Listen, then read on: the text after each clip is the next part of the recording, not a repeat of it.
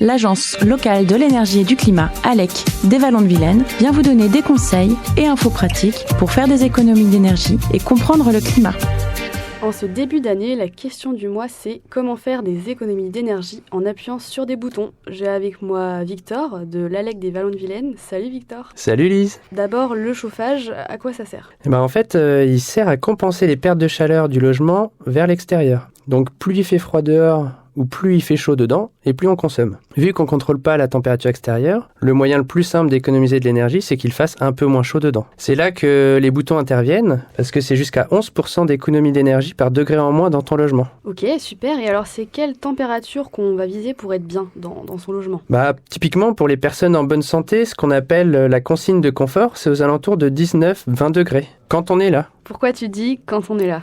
Quand t'es pas chez toi, tu n'as pas besoin qu'il fasse cette température.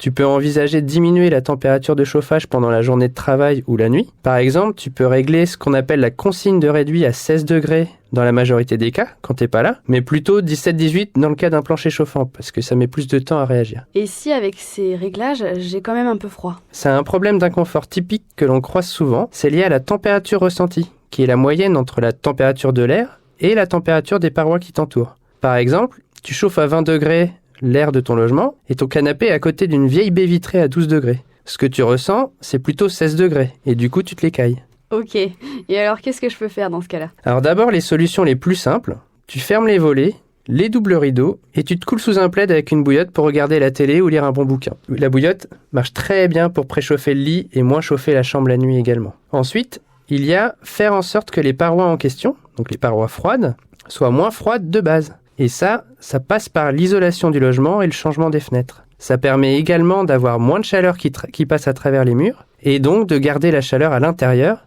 et de moins consommer. Donc pour résumer, quelles sont les actions phares à initier ce mois-ci ? Alors la plus simple, si ce n'est pas déjà fait, c'est d'appuyer sur les boutons pour régler la consigne de confort aux alentours de 19-20 degrés quand tu es là, et mettre un réduit en place lorsque tu es absent. Et donc pour finir, si tu as besoin de conseils neutres et gratuits pour te lancer dans une rénovation, tu peux contacter l'espace France Rénov de ton territoire. Sur le territoire des Vallons de Vilaine, le numéro pour les contacter, c'est le 02 99 57 02 20. Merci Victor. De rien Lise. Et retrouvez-nous le mois prochain pour de nouveaux conseils de l'ALEC des Vallons de Vilaine.